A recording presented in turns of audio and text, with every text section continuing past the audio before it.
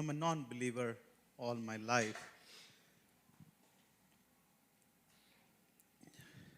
I never thought I need God. I did. I, I thought I'm doing fine without Him. If I have to study, I studied. I passed my exams.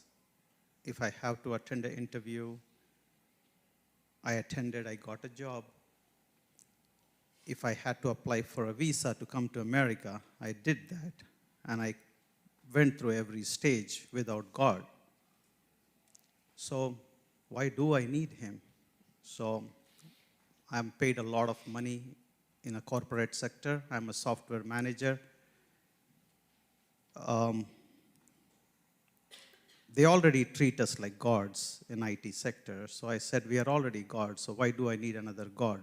We are doing fine. I mean, I'm not saying that like I'm putting down God, but everything was going fine. That's what I'm trying to say. Like everything was going top for me.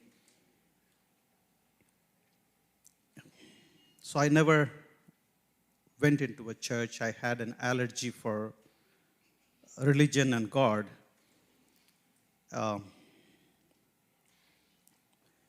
I moved to Arkansas. I bought a house here. I went through some terrible experiences in my neighborhood, and that was the first time I was a little down. And I started walking in the park just to overcome whatever I was facing in my neighborhood. And I happened to come across a person. I have seen her a few times, and we never spoke to each other. And it was this particular date was 12th of July, and me and Rosita, we were walking in the park, and I asked her, I knew she's an Asian because she's brown like me. So I took the courage. For the one whole year I'm living in Arkansas, not a soul spoke to me. Nobody wanted to do anything with me. So that's when I said, what can go wrong? She's brown, I am brown. I'm already been rejected by everyone. One more rejection I can handle. So I just spoke to her, and she took my number, and she said, Josh, what are you doing tomorrow? I said, I'm not doing anything. What do I do on a Sunday? I'm just cooking or shopping and nothing much. She said, why don't you come to the church? I said, well, you'll be disappointed. I'm a non-believer. I don't want to do anything with your church. She said, just come down there, just sit down, and you'll meet some friends. I came here. I met some amazing human beings. And then after 2 days after my coming here, I met with an accident in the same park where I met her. I lost conscious. I was on the floor flat. I don't know what happened. I eat healthy. I take care of myself. But something happened. I ended up in ER, and I thought I was going to die on the day.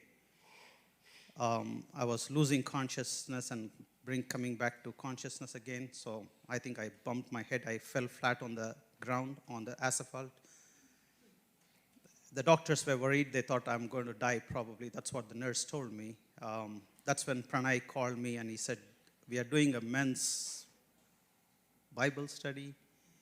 And he said, I don't know what that is. But I said, well, I'm in the ER fighting for my life, and I don't think I can make it there. So that's when it's a coincidence, when I'm just lying down and thinking what's happening with me, and he calls me and he said, do you want to participate in a Bible study? I said, there's some calling happening there. And that's when I said, I'm sorry, I'll recover. I was having all bleeding from my nose and mouth and broken jaw and everything. And I said, as soon as I get better, I promise I'm going to come back to the church. I came back here, and I was surrounded by some amazing human beings. In the past, all the negativity I hear from the church discourages me from going there. I always had that fear. Forgive me for what I'm saying. I always thought there are more devils in the church than human beings. So I run away from the devils. because I don't know God, but I definitely don't want to surround with devils around me. But when I came here, I saw there was a different group of human beings. There was some kind of unconditional love all of these folks had. There is some kind of joy these people had. I said, I'm a happy person, but there is something that y'all have that I don't have. I have wealth, I have money, I have fame, I have career, I have everything, but I don't have the joy that you have. I don't have someone to attribute all that you have, somebody to attribute to. That's when I started seeing that there's something missing in my life, and I started putting my life into here. I just bugged every one of them. I used to eat their brains after the service gets over. I don't let them to go and have their lunch. I don't know who they are as long as they're ready to talk to me and answer my questions, because I have this silo of questions, this whole load of questions in my head about God and religion. And I sit down with 2.5 hours, I brainstorm with them and asking them. And in the past, when I ask questions in a church, they just run for cover. They don't have an answer for me, but not these people here. Amen. They never gave up on me, and they just stood there and they answered and answered. And I'm not an easy person. If you get to know me more, you will know that if you answer one question of mine, I'm going to come out with 100 more questions already. But they answered. They didn't eat. When I sit down with them, I don't eat lunch. I don't let them eat lunch either. But they don't care. They are so energized. And if I have a lot of energy for questions, they had 100 times more energy with answers. What is this fueling all of you? Now I understand the faith in God is what is fueling all of you to go ahead and do this for me.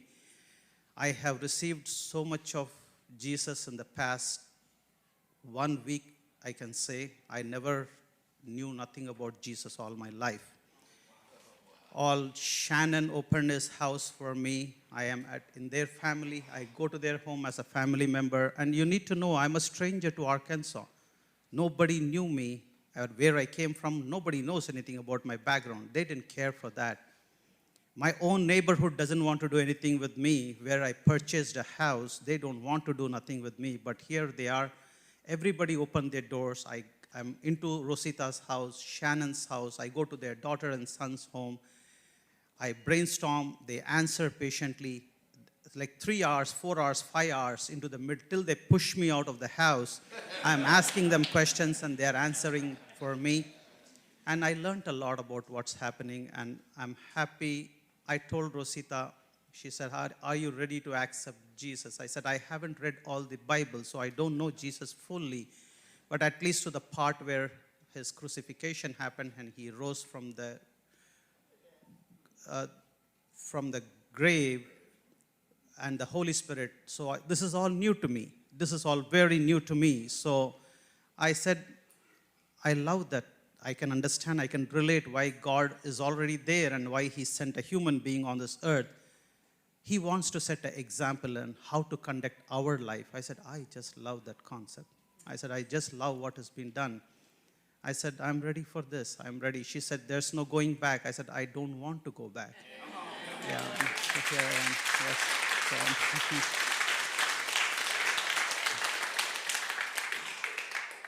So I was at Rosita's home yesterday, and I don't even know the names of all these things. I don't even know the name of what that happens in the water. And I kept saying, are you going to dip me in the water? They said, Josh, that's baptism. I said, okay, sorry.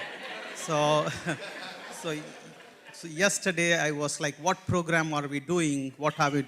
They said, you're not doing any program, Josh. You're just opening your heart and you're accepting Christ, and we are just supporting you. Oh, okay, that's not called a program.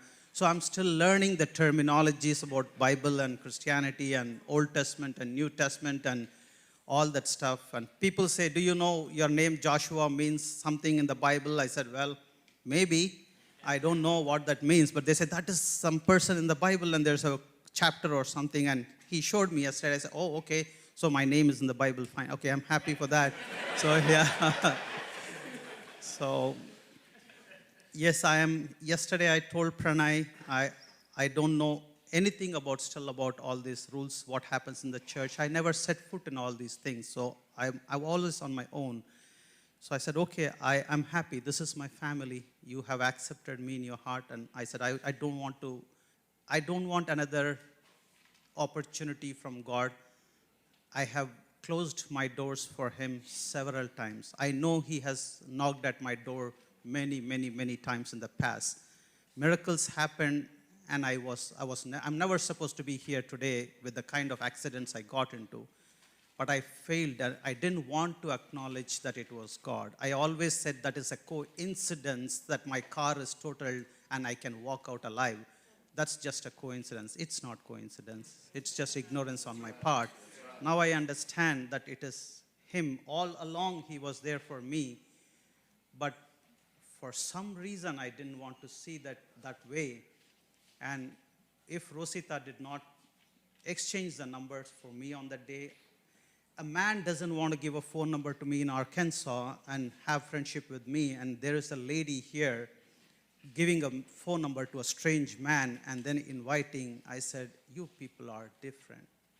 Yeah, you people are something. And I said, I want to be among this family. So that's how I feel.